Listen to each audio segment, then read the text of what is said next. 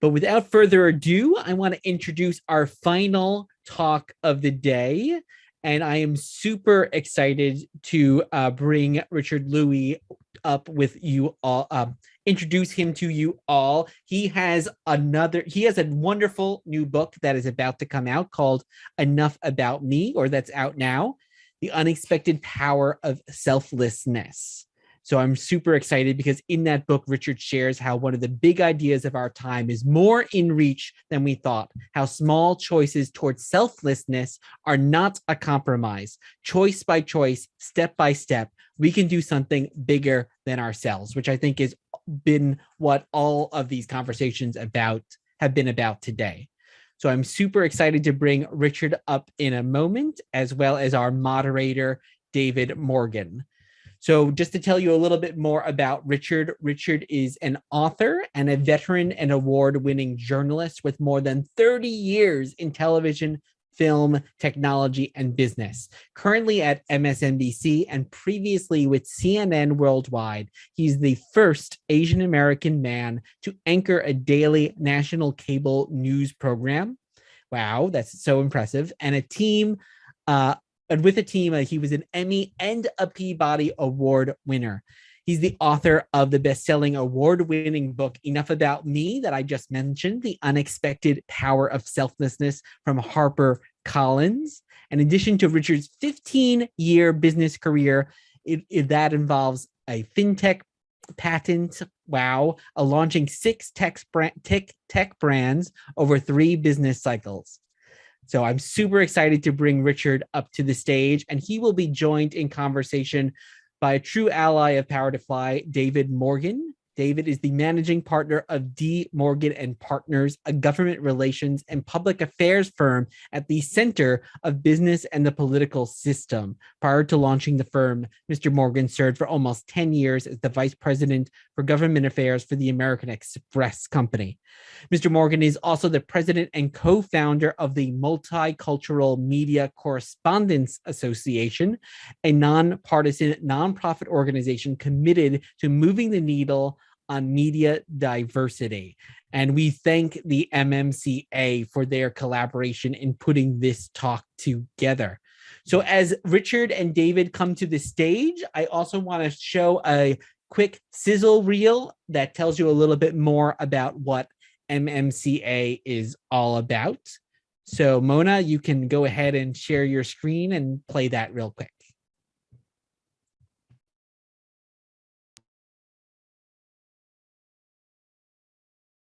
We see a media diversity crisis with serious economic, social, and political implications. 40% of the population have no ownership in an industry that represents 20% of the economy. Media bias and stereotyping is fanning the fire of hatred and division. Dying local news outlets are crippling civic engagement. And worst of all, not seeing positive stories about their community is stifling the dreams and aspirations of Black and brown children across this nation.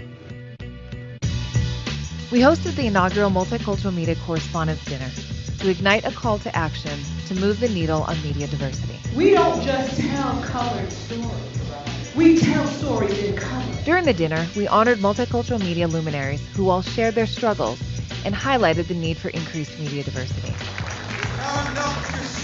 It takes money, it takes capital. It has to be multicultural. It has to be people coming together. There's no way to create that cultural change without the authentic voices. Stories of multicultural people have tremendous value. In order to harness and sustain the energy and power of the MMCD, we formed the Multicultural Media Correspondents Association, and it quickly became a powerful platform. MMCA serves as a trusted bridge and convener, enabling difficult, solutions-focused conversations in a common ground environment. It serves as a vehicle to provide thought leadership. It effectively influences and communicates policy developments. You have to just go at it as if you have the same rights that everyone else has to do what you need to do to fulfill your dream. And it provides information and resources for both individuals and stakeholder organizations. Most notably, MMCA has worked with Representative Demings to introduce resolutions that reaffirms Congress's support for media diversity. We ask that journalists and media professionals join our community and become diversity champions, and that media companies and stakeholder groups become strategic partners by providing funding and support. Together, we can move the needle on media diversity. Thank you.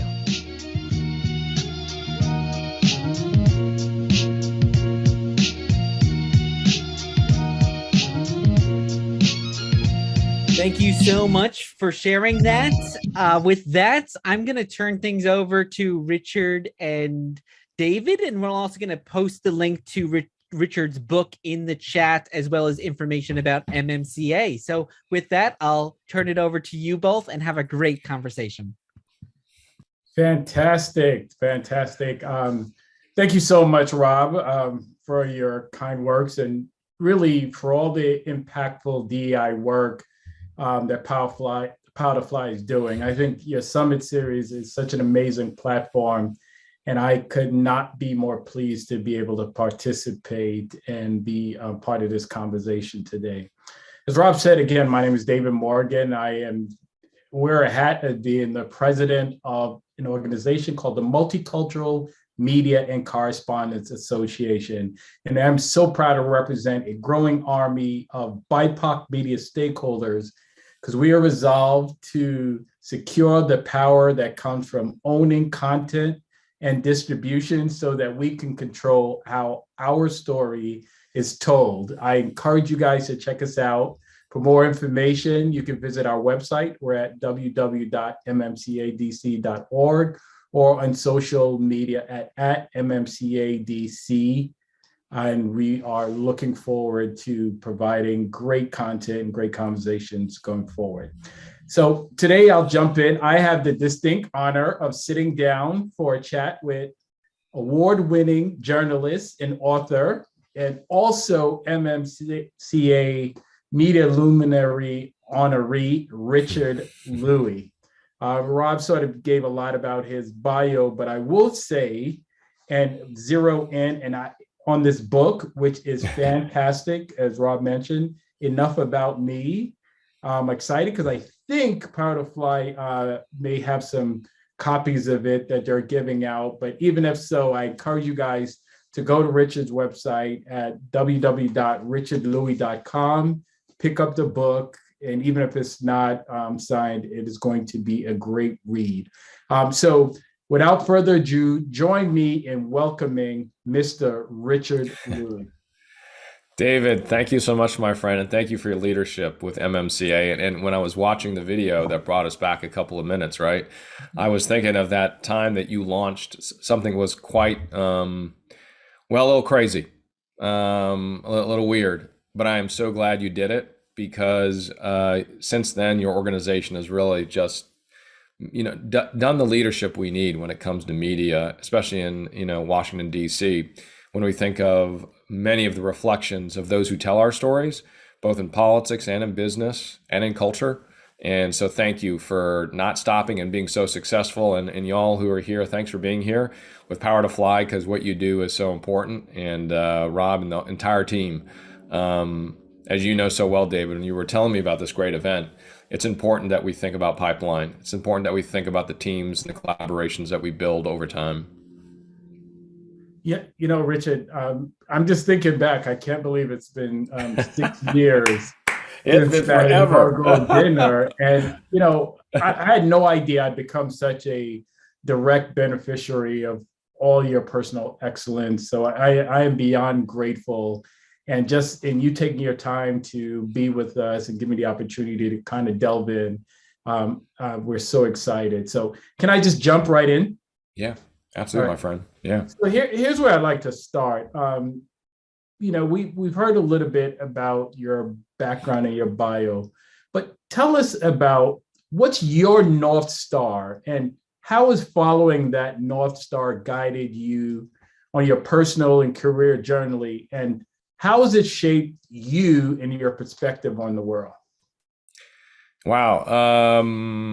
My North Star, I think when it comes to the idea of what drives me day to day in my work as a journalist has been to get it right, to work hard at it, and to respect that which has been given to me to be able to do that job. And it's found its way into what I have done over the last 15 years in chapters. In the beginning, it was, what is it like to be a person of color standing in front of a camera when I didn't become a journalist to be a person of color in front of the camera? You know, in my journey and my understanding of who I am as a person, that was a bit of a wake-up call. You know, I kind of showed up to work thinking I'm just going to tell stories, right? I'm going to try to get it right. And then what I realized is very quickly, the first thing before I would say anything would be these four sides. And you saw this AAPI man talking.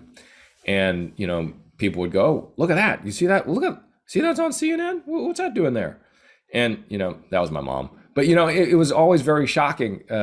Thanks for smiling, David. Is that, you know, it was different. And when we had some stories about AAPI communities, very early on, I had to decide, well, do I own this complexity, the 50 origin countries and the 100 languages, when I barely even knew my own single origin and single language? I didn't even know that. But I realized I was the only one on the newsroom floor that looked like me. And so my North Star has been to dig deeper about what it is to be me, and not just about me, but to be part of a collaborative and a team and intersectionality. And that meant, after understanding what it meant to be AAPI, what did it mean to be Black? What did it mean to be Latino? What did it mean to be Native? What did it mean to be of different genders? What did it mean to be of different parts of the country? All of those things I had to start to be curious about. And it was wholly different when I walked in that door at CNN when I started. But since then, the North Star has been to keep on learning about the context I live in, and to be responsible for as much as I can be, not perfect, but to be as responsible as I can be about the context that I live in. You know, Richard, that's so powerful, because I think, you know, I'm always marveling at, you know, your humility. I work with a lot of media personalities and entertainers, and trust me, they're not always as easy to work with as you've been. So it's really interesting to listen to the introspection in which you look at this.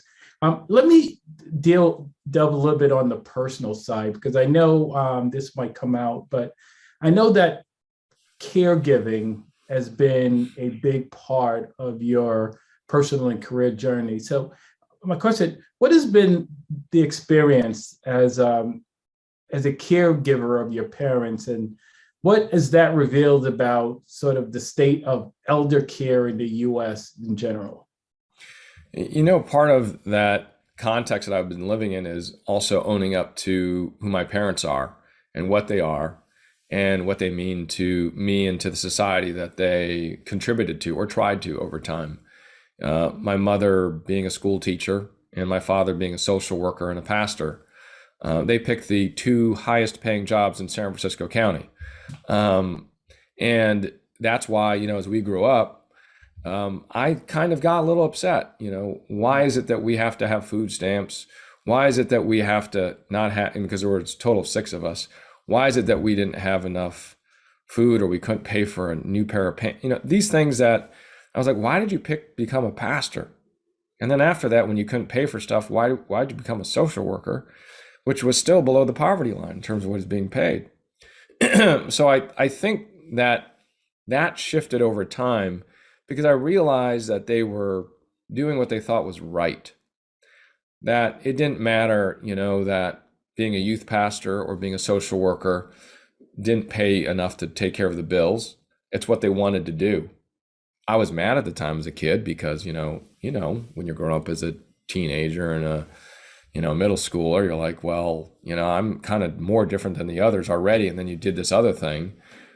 And then I realized as I got older that, you know, them wanting to try to do the right thing meant, how might I do the same? they never told me, like they weren't like this, David, like, well, we did this, so you better do that. They just did their thing. And so when my dad was diagnosed with Alzheimer's, and that was 8 years ago, and you and I don't need to be rocket scientists. We know what that means. We know that he's going to forget things, and he's going to forget the most recent stuff. And then it's just like a layer of pancakes, one by one, taking away his memories. I just didn't know how fast.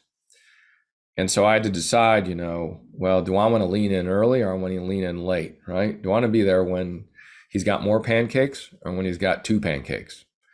And that's when I, remembered what they did when I was a kid. They leaned in on the full layer of pancakes. So I was in. So I walked into my boss's office, person well, Yvette Miley, my boss. And I say, Yvette, I'm guessing she's going to say to me, Richard, nice guy, like working with you. But if you got to fly from New York, because my dad's in California, I work in New York, we don't have part-time anchors. And by the way, as a person on air, why are you asking to be on air less?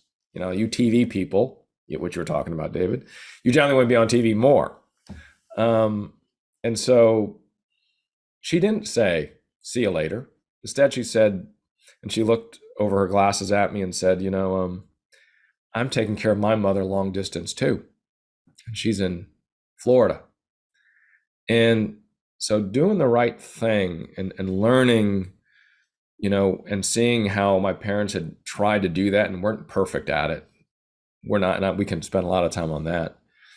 But I knew the right thing to do was not going to be without pain. And instead of that, made it the most painless it could be. And then began my 8 years of traveling from New York to San Francisco about 2 or 3 times a month. And that's about 250,000 miles. That's a lot of row 44s in the back of a plane, going back and forth. And it was the best decision I could have ever made. It was tiring though, David. I mean, I remember in the winters, because I get off work at 11 p.m. and go to sleep for a couple hours, get up and get in the subway. 3:30, trying to catch that getting across town into JFK. You got a lot of time to think because it's only you. There's no subway cars. There's nobody on the platform. It's just you. And I did question myself many a time, what am I doing?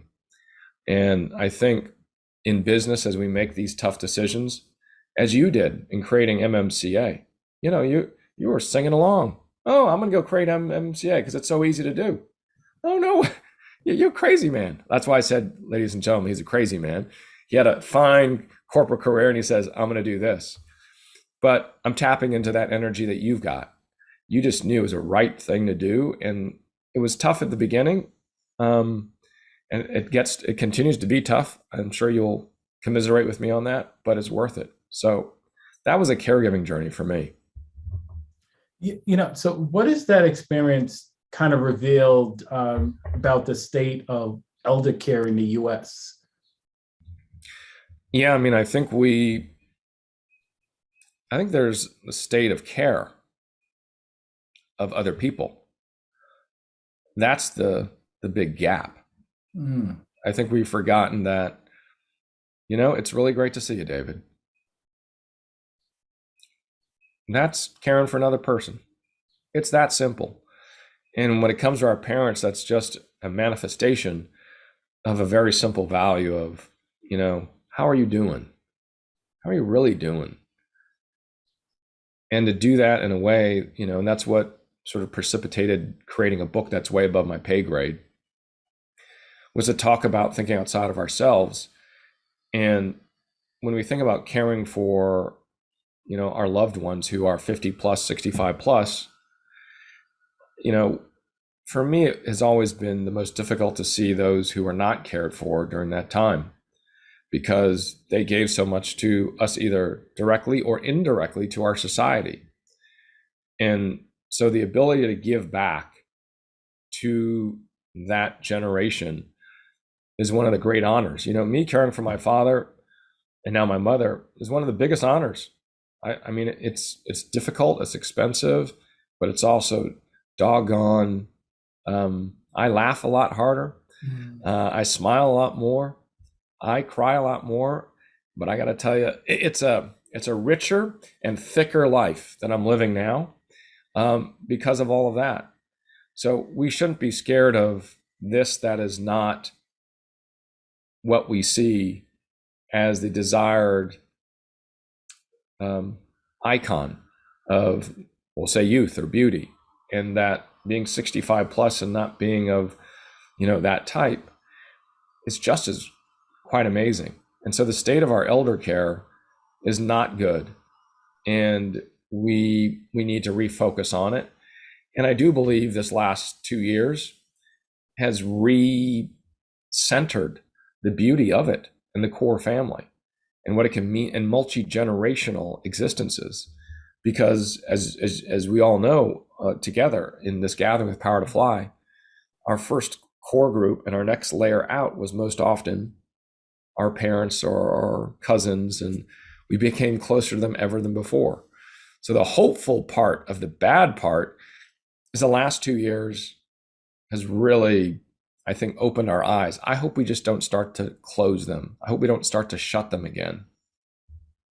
That's why I'm so impressed by your work, Richard, because I think you're highlighting something that I think a lot of us, have to deal with, and it's not something that we get spaces to talk about or share. Yeah. When you look at it from an equity lens, because you highlighted in your walking us through your journey some of the economic and cultural challenges that I'm sure that your family and you faced. Do you see any notable differences? And you touched on them a little bit, but just make clear, what do you glean about how values as a nation in sort of looking at this issue? I got a little bold, David, and you know this because we've had a lot of conversations about this. As a journalist, the last 5 years have been tough for many of us because we've told stories of a country and a nation that for the large part has been living through a selfish pandemic overall, writ large. While my reporting that fits into that space goes back to Rodney King and me watching a man of color being beaten on camera, moves forward to today and all the stories that I've covered also in the streets and seeing the very same thing. I've covered mass shootings of every type that you can imagine. Again, of the epitome of selfishness. And so when I think of, and again, way above my pay grade, but as a journalist covering these stories and seeing this, people beating on others, killing others, really led me to, I needed some summary for my brain. And one of the summaries for my brain to get to work every day is, yeah, we're living through a selfish pandemic where we don't care about the other, but we can do something about it.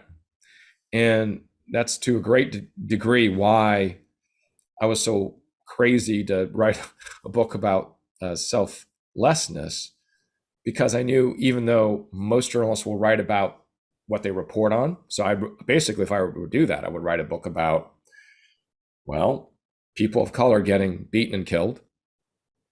I'd write a book about mass shootings. I'd write a book about wars and conflict. And I didn't feel like writing about that. I wanted to write about the other stuff. And I think that it was my little bit, I knew it was going to be like some crazy off the shelf, but I knew it would do okay. But it's my little bit to contribute towards battling back and pushing back on what I was reporting on every day. I did not want to do more of what I was already doing during the day. I wanted to do what would solve it, even if it was just a little bit. I love it. I want to delve into the book a little bit, but we have a lot of corporate decision makers probably tuning in that are in the Power to Fly network, and I don't want to miss this opportunity. So if you had to advise them or say what they can do as employers to help ease the burden for caregivers at work? Because I'm sure a lot of the employees, especially my age range, are dealing with the care of elderly parents and other family members. What help or what can they do as employees to ease the burden for caregivers at work? Yeah. First off, as you know from the Harvard study, it pays for you to acknowledge and address the caregiving community in your business. They are the folks, the sandwich folks, you and me, who are the most expensive to hire, train, and maintain and retain. And therefore, if you lose them, just on the bottom line, it's worth it. All the numbers are there. We're talking about billions. They came up with a number I thought was kind of undervaluing the true loss or gain, I should say, if you were to address the caregiving community in your organization. So that's there. And you can go look at that to justify your business case. To justify your culture case, it's pretty obvious. We know it's the right thing to do. And, one thing that does not exist across much of our corporate America are caregiving ERGs or BRGs. And that's a really weird concept, but it's a really great concept. And the reason why it's great is it's not a group that you form that's going to try to storm the proverbial castle of fringe benefits. It's not. It's there to create a human side to what we are every day. A place to gather and talk about your stories. What I found at 30 Rock when I started, people understood that I was talking about caregiving because, David, what I also do is I joined as a volunteer for the Alzheimer's Association as a caregiving champion, as well as AARP as a caregiving champion. And I started to talk a lot about it. And folks at work started to realize that. So, middle of a show or at the end of the show or right before a show, a producer might come up to me that, we're generally all friendly. But all of a sudden I say, Richard, can you pull aside? And we stand to the side and go, I'm driving to Philadelphia like twice, 3 times a month now to take care of my dad. And Richard, I'm really glad you're talking about, do you have any ideas about what I can do? And that happened over and over again. And I'm talking about from associate producer to senior vice president. A caregiving ERG or BRG is the biggest heart you can inject into your institution that allows people to be human with each other. And there's no better time because we've been telling those stories for the last 2 years anyway. How are you doing? Oh, your brother got COVID? How did that work? Are you okay? Who passed? We're sharing things we never shared before. So a caregiving ERG is one way, David. So I love it. So let's flip it a little bit because, other segment of our audience are working professionals. We're probably struggling with this and concerned about making the choices between career and actually helping and supporting the family. So what advice would you give to them of how they manage that sort of challenge and how do they seek for help or support from either colleagues or employers or folks at work? Yeah, the two sides of that coin. One side, on the employee side, and this is similar. It is not exactly alike. It is similar. When women have to walk in and have that conversation, we are expecting a daughter in 6 months, in 7 months. That trepidation of I'm about to reveal now the old stereotype that's gone back for the beginning of work, that now they're going to put me in another bucket, another category of my performance capability. Caregivers have a similar experience because of the assumption of our absenteeism, our presenteeism. The issue is we don't address it as employees. It will only get worse because the stress levels in all parts will start to seep in. Mental health will start to deteriorate.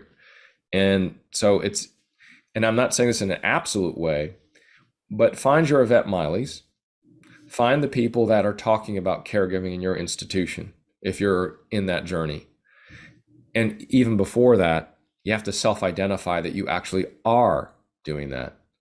The majority of family caregivers who get no pay and no training, that was me for 8 years. I got no training. I know what I was doing. I also got no pay for doing it.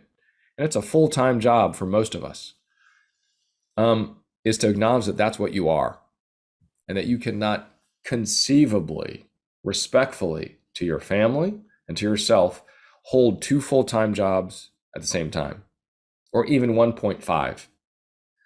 You have to think about it that way. Then approach your Yvette Miley in your institution and say, I don't have the answer. I know you understand me. How do I? And then you start to understand the culture. That's your, in your business. And that's also the way you start to begin the movement.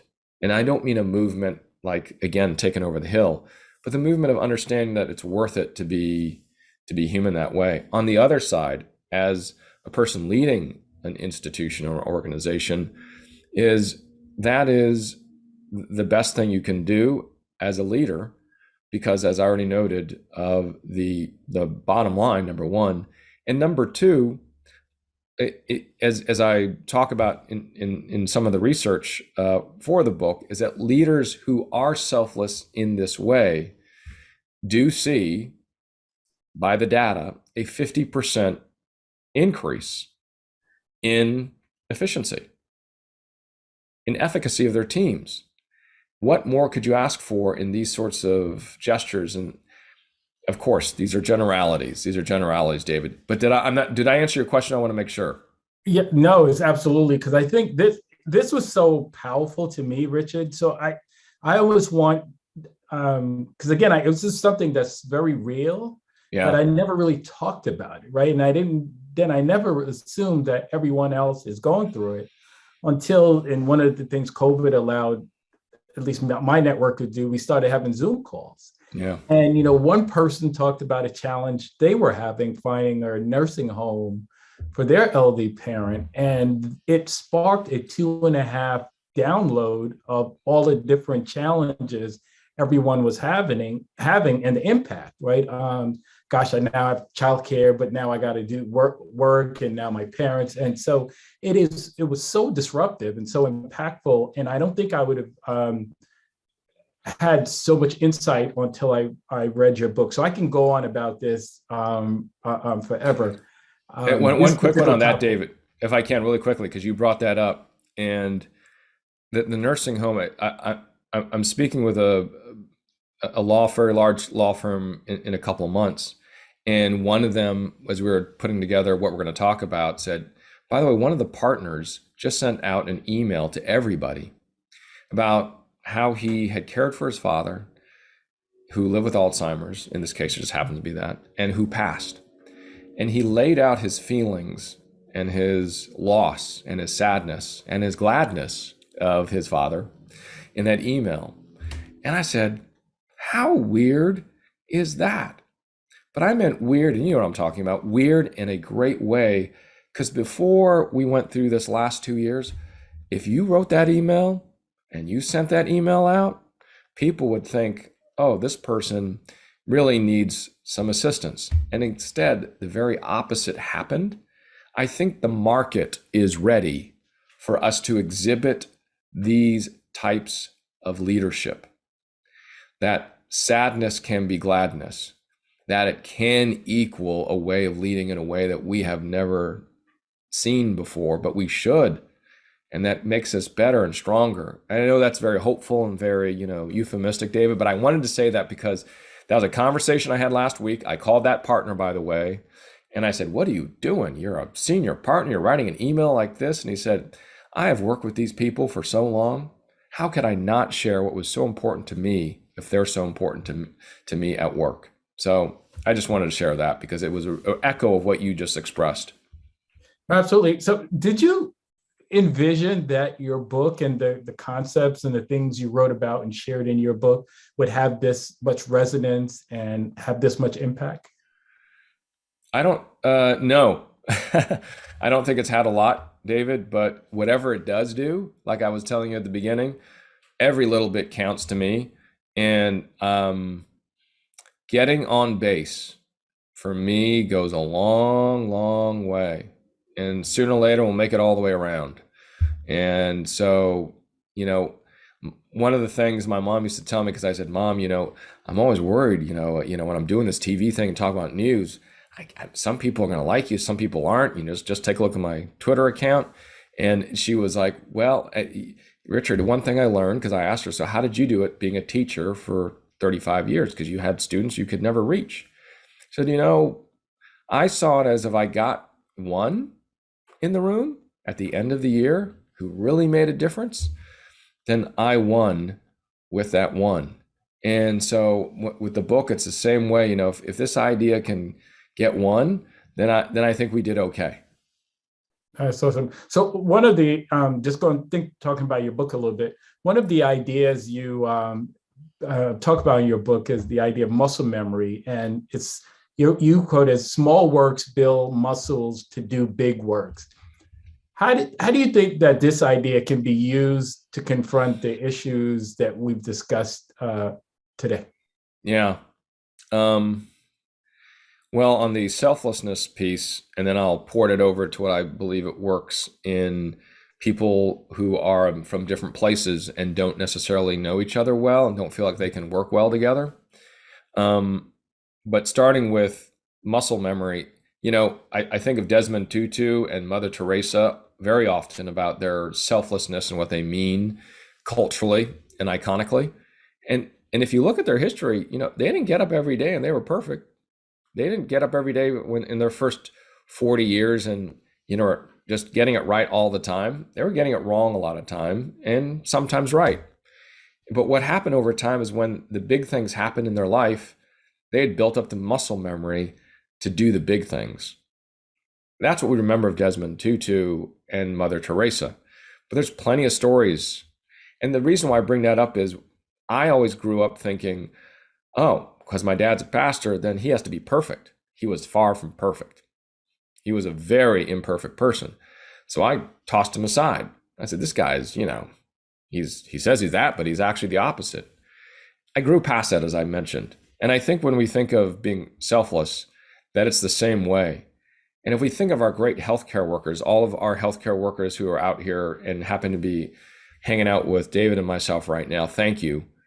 Because as I was, as a reporter, telling the stories of you sitting in a car with a phone and telling us how worried and to the point of crying of whether you would live through this, of how you were trying to be human, but you couldn't get families together before they lost their loved one in front of you, and how that seemed to just be opposite of the Hippocratic oath that stands so strong in the medical community that you swore to. But you know what you did after you put down the phone every time is you got out of that car in your scrubs and you walked right back into that hospital. David, if that is not an example of muscle memory, because what did they do before COVID? They did that every day.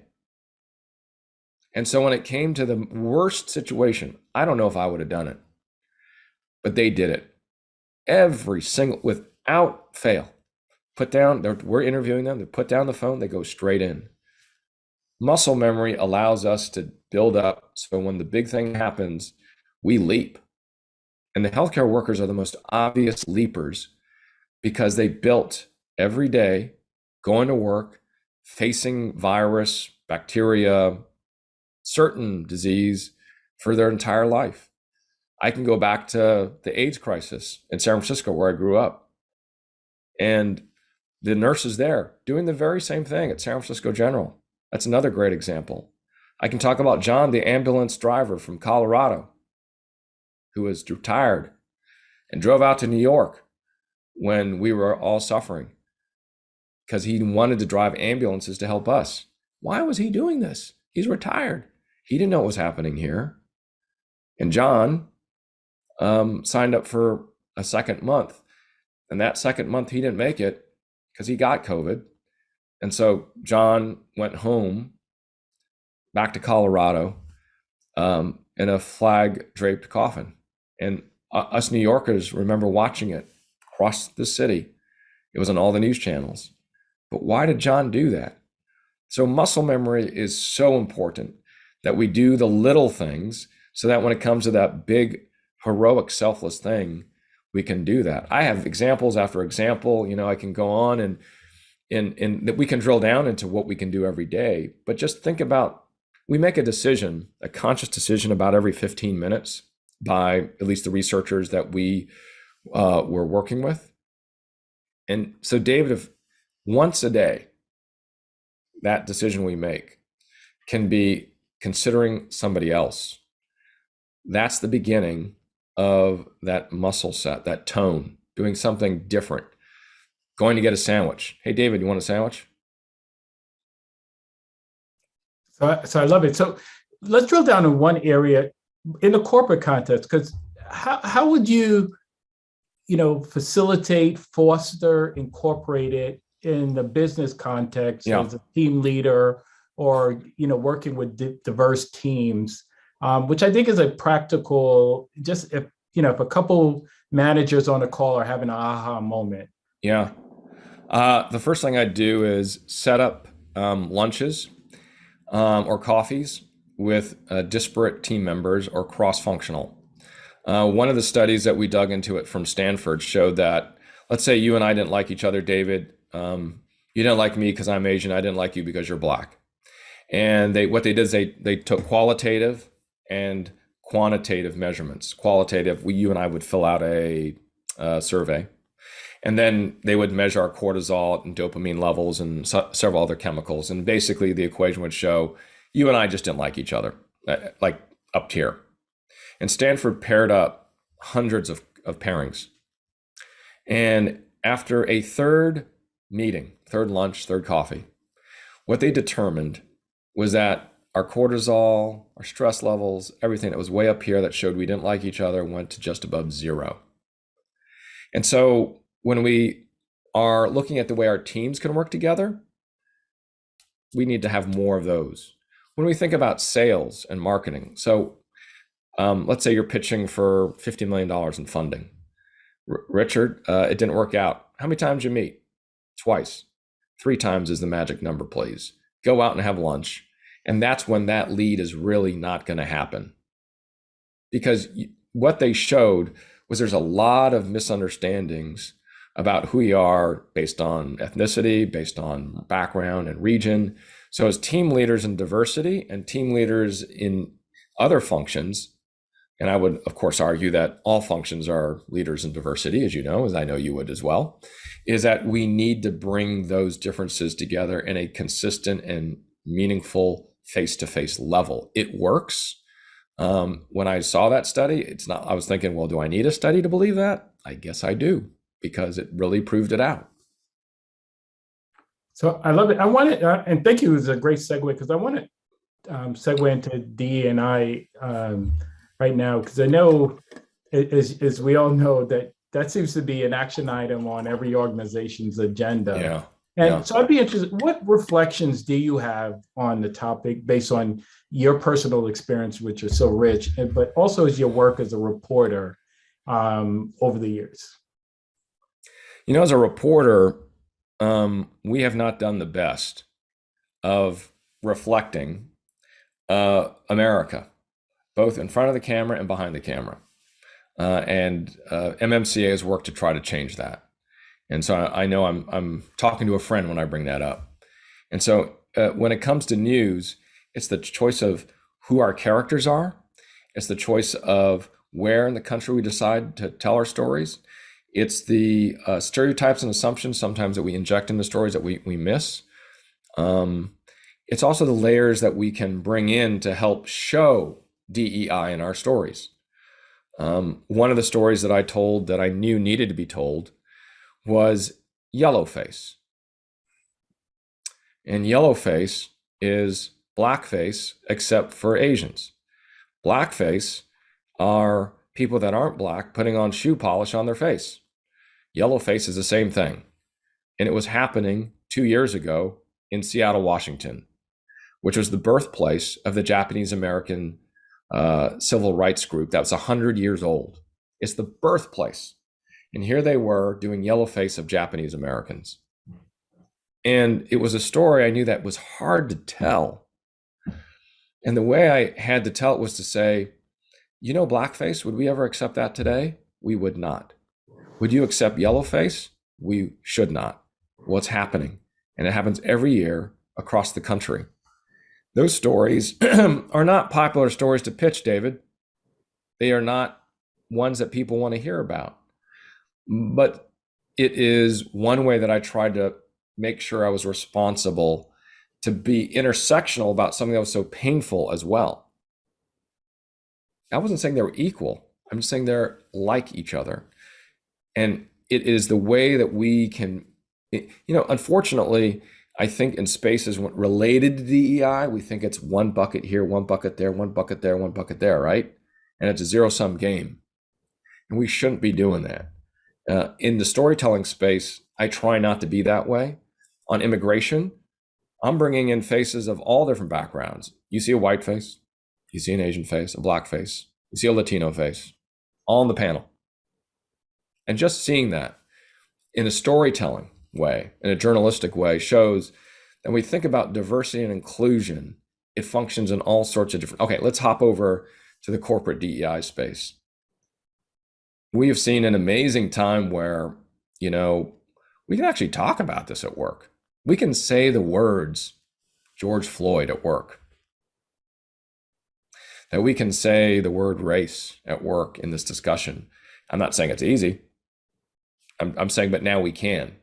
We can also see where not only in the DEI department, but across the other departments, they're investing in community-based organizations. That's where you make the difference that you're saying culturally is wrong for your business to exist in and support. And so I think I'm speaking about my pay grade because I'm only talking about, when I'm having, speaking engagements with different corporations that I'm learning this, and they'll ask me, well, Richard, from your point of view, and humbly, I will often say, put your money where it counts, and it counts in the community. Put $1 in community-based organizations that help us change this unfortunate reality outside of our business doors, outside of our factory doors. That's really been quite the renaissance of understanding how business is seeing and talking, using the words that often were only in spaces of community.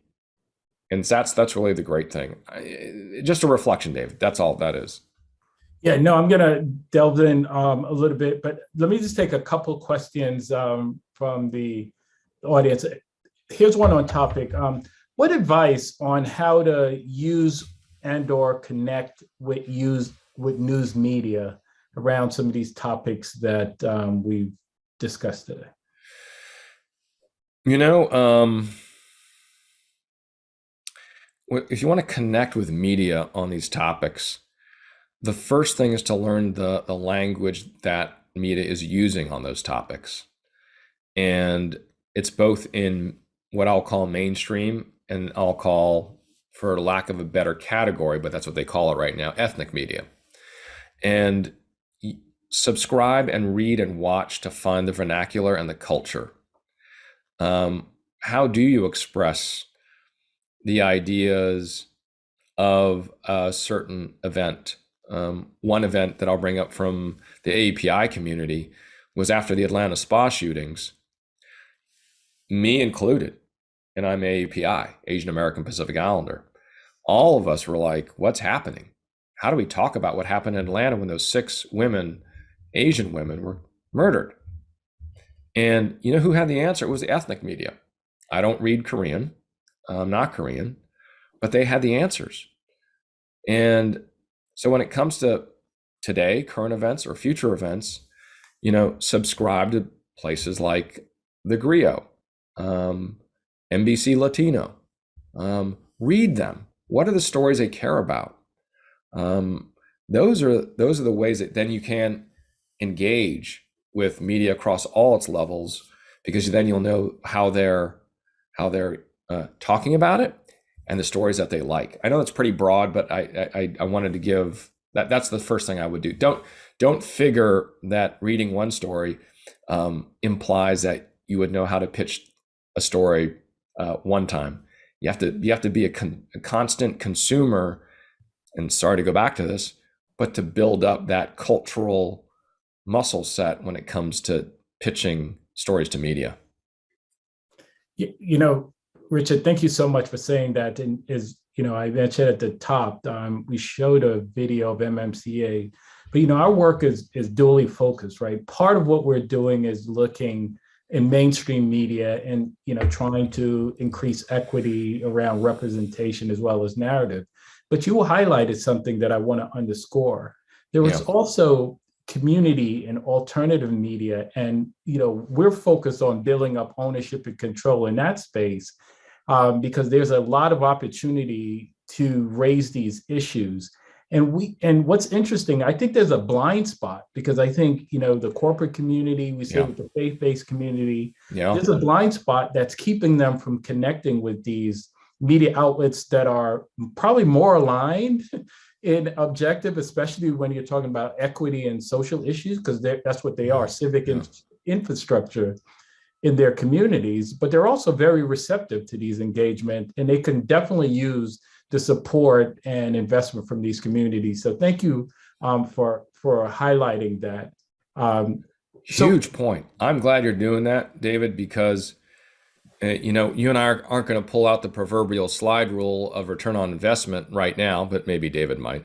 But it is, you put $1 into any of these other spaces that you just described, if you're investing to get good ROI on news stories and different stories, much higher in these digital spaces, ethnic spaces, alternative spaces, big return. And those stories do pipeline up to mainstream, because us in the mainstream, we will look at those alternative spaces to pipeline up into mainstream. So you get a big return. So if you're considering biggest bang for buck, that is definitely where it's at. Yeah, I could stay there forever, but I'm going to go back to that. That wasn't my mandate from Power to Fly. In fact, so we're almost out of time, but you're being a little modest. I know you're doing some really interesting work and research in the DI space. Can you, whatever you're willing to disclose, could you share with us what you're up to? And more importantly, is there anything that MMCA or Power to Fly can do to support your efforts and be helpful? Yeah, as part of the book, we are undertaking something that I think definitely fits in the idea of selflessness. I have one chapter called Communities of Other. And it is absolutely a direct head nod to communities of color and communities that are not only of color. And so we have set out with AAPI data, Momentive and SurveyMonkey, Dr. Karthik Ramakrishnan, Dr. Pilin Kesabir, to explore what is the value in organizations, in businesses, that employees attribute to the programs that address diversity and inclusion. What is the value I put on a talk like this? What is the value that I put to a trainer that happens to be a person of color versus not? What is the value that I put to a institution based on the amount of salary I make? Would I add 5% more for a more aware DEI company versus non-aware? How much longer would I stay? Would I stay 3 months longer? These are all very important ideas, and that's putting on my old business hat, because you and I know that it pays off, but we need to remove the trees from the forest. We need to be counting every single one of them. And this sort of data and research that we're doing is important across all groups. And I think that when we bring business into the conversation, which they have been so committed for decades to this important awareness and for that matter, development of various communities, they're even more important than ever. And I'm a huge believer in business. You know this because I came from Citibank, went to Michigan, go blue, and I am absolutely committed to this idea that what business does and they're most, the polling, they're, of all the entities, they're the most trusted. So this is what we're undertaking, that research, which we're in the middle of right now, will come out in about 1 month, related to the value that we can stick a fork in and say, yeah, see, it's worth that much. Let's do it.